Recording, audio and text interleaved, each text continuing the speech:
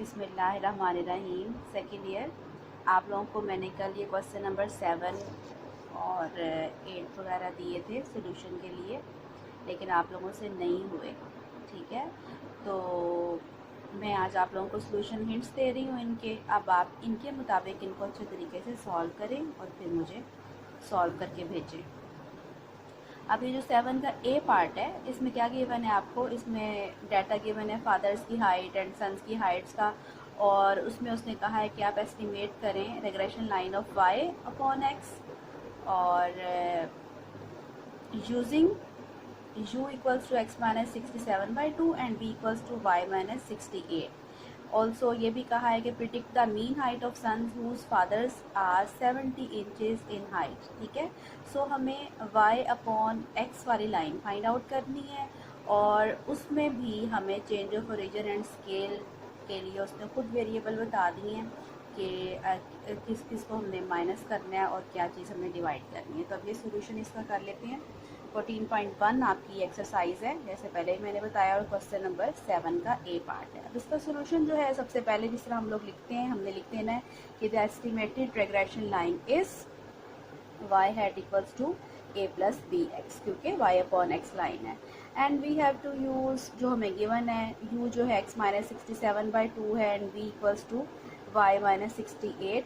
Divide result में कुछ भी नहीं था, मैंने यहाँ पे 1 लिख दिया है ताकि आप लोगों को थोड़ी सी सहूलत रहे याद रखने में। अब x की वैल्यूज़ आ गई हैं, y की वैल्यूज़ आ गई हैं, ठीक है, और ये गिवन थी हमें। फिर u x minus 67/2, v y minus 68, यानी v के लिए क्या करेंगे, y की सारी वैल्यूज़ में से 68 माइनस कर देंगे। ये देखेंगे हमारे पास v का कॉलम बन गया। और u के लिए क्या करना है, आपने x में से पहले 67 माइनस करना है और फिर डिवाइडेड बाय हमें 2 करना है, यानी 59 minus 67 divided by 2, 61 minus 67 divided by 2, 63 minus 67 divided by 2। ये पूरा कॉलम हमारे पास किसका बन जाएगा, u का बन जाएगा। बस u भी आ गया, v भी आ गया। नेक्स्ट कॉलम आप लोग खुद u इंटू वी का बनाएंगे, इन दोनों कॉलम्स को आपस में मल्टीप्लाई करवा के नेक्स्ट कॉलम जो है वो u स्क्वायर का आएगा, u के स्क्वायर का। ठीक है,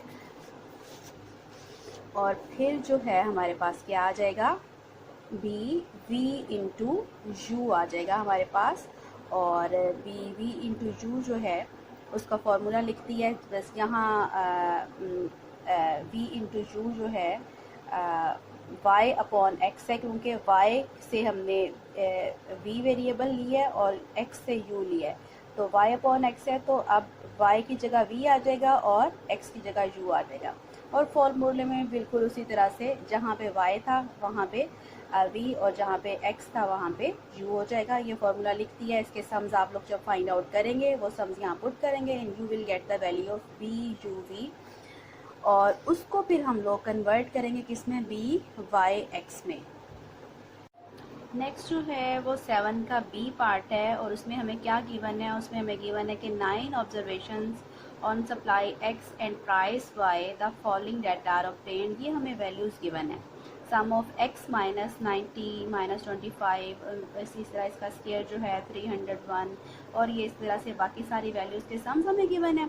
उसने हमें कहा है obtain the estimated line of regression of x on y। तो ये आपने ज़रूर अच्छे तरीके से देखना है कि आपको x on line y line given है या y on x, and estimate the supply when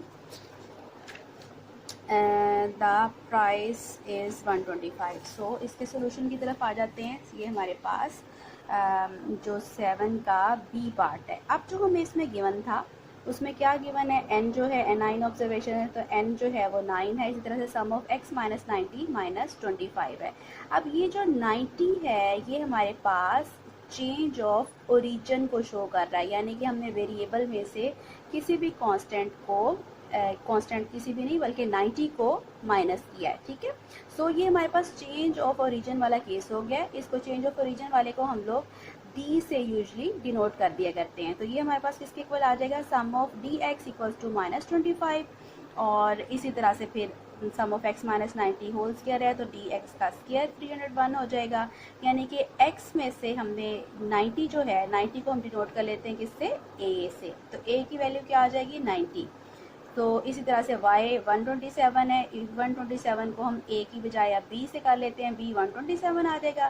so some of dy 12, some of इसी तरह से dy का स्क्वायर 1006, और इसी तरह से sum of x minus 90 y minus 127 जो हमें गिवन है, इसको हमने dx एंड dy की फॉर्म में कन्वर्ट कर लिया है थोड़ी सी सहूलत के लिए। अब हमें पता है कि b जो है वो चेंज ऑफ ओरिजिन से इंडिपेंडेंट रहता है। यहाँ पे जस्ट ओरिजिन चेंज किया गया है, स्केल का यहाँ पे कोई जिक्र नहीं है।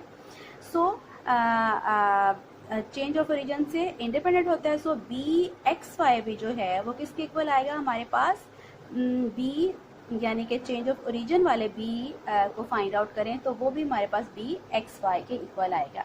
अब चेंज ऑफ ओरिजिन वाले के लिए मैंने क्या फॉर्मूला लिख लिया है, n sum of D X D Y minus sum of D X whole square sum of D Y square, यानी जहाँ जहाँ x था वहाँ x की जगह डी एक्स आ गया, जहाँ y था वहाँ y की जगह डी वाई आ गया, और बाकी का सारा फॉर्मूला भी उसी तरह से। अब लाइन x अपॉन y है, इसके नीचे जो है वो y वाले सम्स के सम्स आए हुए हैं। अब इनमें वैल्यूज़ यहाँ से लेके पुट कर दी हैं सारी, ठीक है। उससे हमारे पास b क्या आ गया, -0.44 आ गया। और फिर अब हमें फाइंड आउट करना है a, और a जो है वो यहाँ पे हमारे पास किसके इक्वल है, क्योंकि x अपॉन वाई वाला है तो पहले x बार आएगा माइनस बी वाई बार, ठीक है।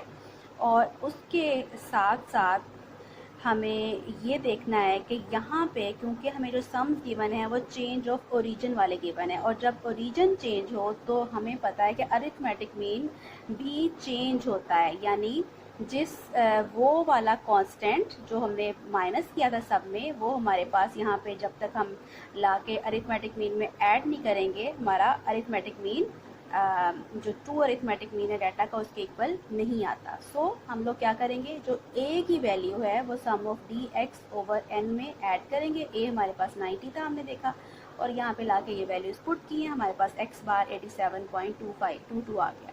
इस तरह से y बार जो है वो b plus sum of D Y over n हो जाएगा, b की वैल्यू और फिर ये इसका ये सम और ये पुट की हैं, y बार आ गया, a की वैल्यू अब यहाँ पे a के फॉर्मूले में यहाँ पुट कर देंगे, x बार y बार हमारे पास a आ जाएगा। और इसी तरह से उसने सो एस्टिमेटेड लाइन हमारे पास x हैट क्या आ गई 143.69 माइनस 0.44y, और y 125 के लिए x हैट क्या आ जाएगा, जहाँ पे y है हमारे पास वहाँ पे हम 125 पुट करेंगे and we will get the value 88.69। तो इस तरह से ये b पार्ट का सोल्यूशन होगा। Estimated regression line of y on x, फिर हमें ये गिवन है कि x जो है वो 100u प्लस 600 के इक्वल है, एंड y जो है वो 10v प्लस 1400 के इक्वल है। यहाँ से हम u एंड v की वैल्यूज फाइंड आउट करेंगे। u किसके इक्वल आ जाएगा हमारे पास, x माइनस 600 डिवाइडेड बाय 100, ठीक है।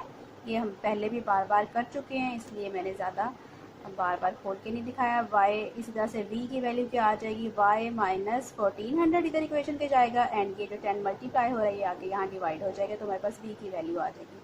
अब ये जो डिवाइज़र है u का, इसको हम किससे डिनोट करते हैं, h से, तो h हमारे पास 100 आ गया। जो v का डिवाइज़र है वो हमारे पास, उसको हम किससे डिनोट कर रहे हैं, k से, तो k हमारे पास क्या आ गया, 10 आ गया, ठीक है। अब ये x गिवन है, y गिवन है, u x minus 600 over 100 x और y की वैल्यू से, उसी तरह से u and v find out करेंगे, जैसे अभी a पार्ट में करके दिखाया है, u भी करेंगे, u स्क्वायर करेंगे, v का वही फॉर्मूला v u, इसमें ला के आप लोग ये सारे सम्स जब फाइंड आउट कर लोगे यहाँ पुट करोगे, और फिर जो है उसी तरह से बी वाई एक्स के ओवर एच वी यू आ जाएगा, और उसी तरह से a की वैल्यू आएगी। हाँ जी, अब a की वैल्यू में देख लें।